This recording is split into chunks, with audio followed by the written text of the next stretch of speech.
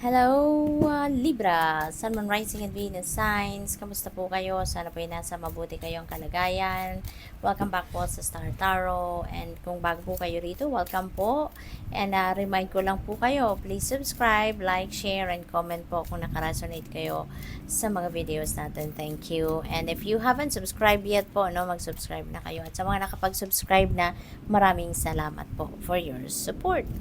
Paunang message po ninyo, we have egg, success assured with good plans and hard work. Ayan. So, parang formula na tong binibigay sa inyo ng universe, no? Na nagtatagumpay kayo sa ginagawa ninyo, no? Provided na pinagsisikapan niyo to, you are working hard for it, at saka pinagpaplanuhan maigi. Kasi mas malaki ang chance talaga na pagtagumpayan natin ang mga ginagawa natin. If talagang pinagplanuhan natin ito, meron tayong plan A, plan B, plan C, yung mga ganun ba? At saka kapag pinaghahandaan, iba talaga, no? Iba yung nagiging takbo, no? Even if may mga detour na nangyayari paminsan, no? But still, parang meron agad tayong pwedeng paghugutan ng inspirasyon, 'di ba? What else? We have bull. Do not back down from opposition. Show strength and fortitude. Okay? Huwag kayong umatras, no? Huwag ninyong atrasan kung alam naman ninyong nasa rason kayo, kung alam ninyong, kung confident kayo na nasa tama kayo, no? Huwag kayong umatras. Magpakatatag lang kayo, tibayan ninyo ang inyong loob, okay? We have claw. Be careful. Do not take risk. Okay? So, mag-iingat kayo.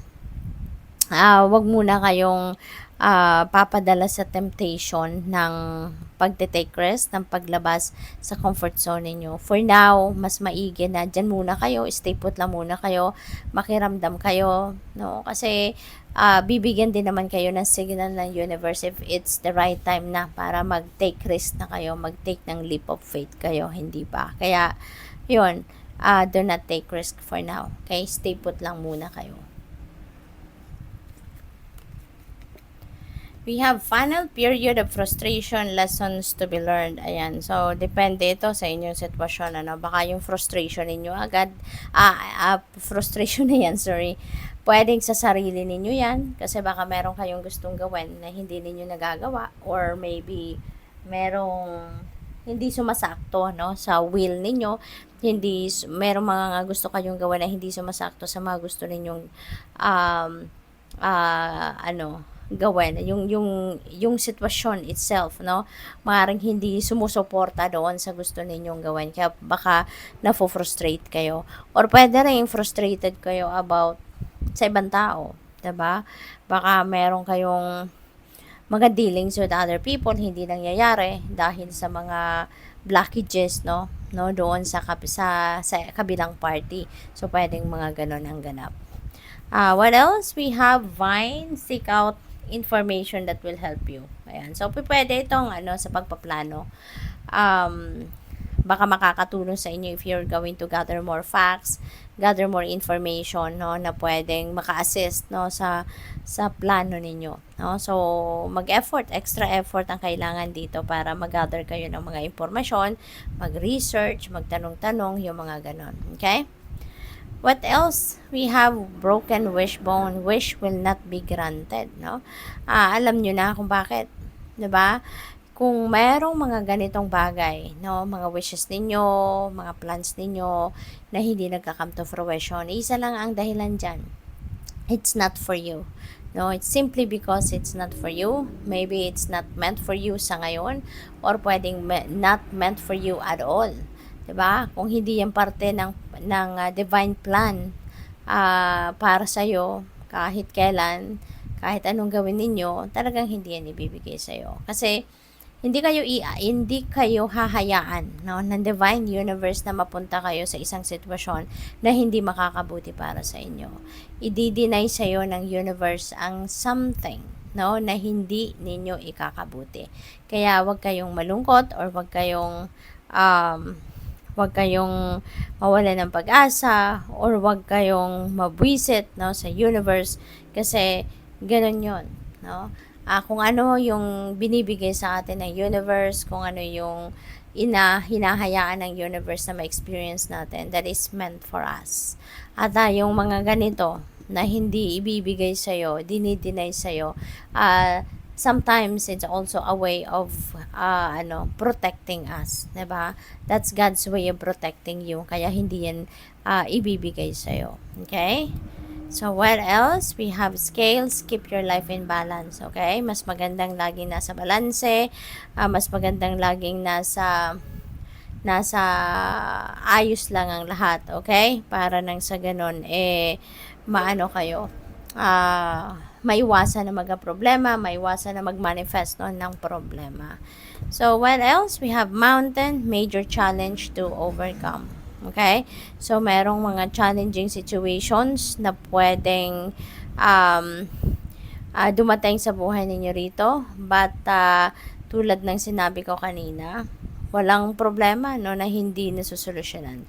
Walang obstacles na hindi natin nalulusutan.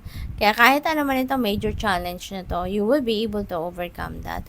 Lakasan mo lang ang inyong loob at ang importante lagi kayong makikinig sa divine guidance. Lagi kayong makikinig sa iyong intuition because God will always send you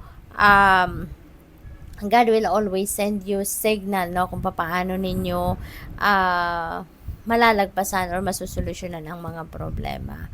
We have kite vacation. Okay? So, mayroong bakasyon or baka nakabook na ang bakasyon na to or pinagpaplanuhan pa lang ninyo or baka reminder din ito sa inyo ng universe na Libra, kailangan mo din ng bakasyon. Kailangan mo din na magpahinga. Not necessarily na ng bakasyon na kailangan talaga mag-travel, kailangan pumunta sa kung saan mang lugar, 'di ba? Not necessarily na ganon. Sometimes all we need is staycation. Magbakasyon lang tayo sa trabaho, sa mga ginagawa natin. Mag-stay sa bahay, 'di ba? By staying sa bahay, marami tayong magagawa. 'Di ba? Marami tayong magagawa na madadivert lang ang isip natin from thinking of our duties and responsibilities sa trabaho. Makalimutan muna natin ang stress sa trabaho, 'di ba? So kailangan lang natin na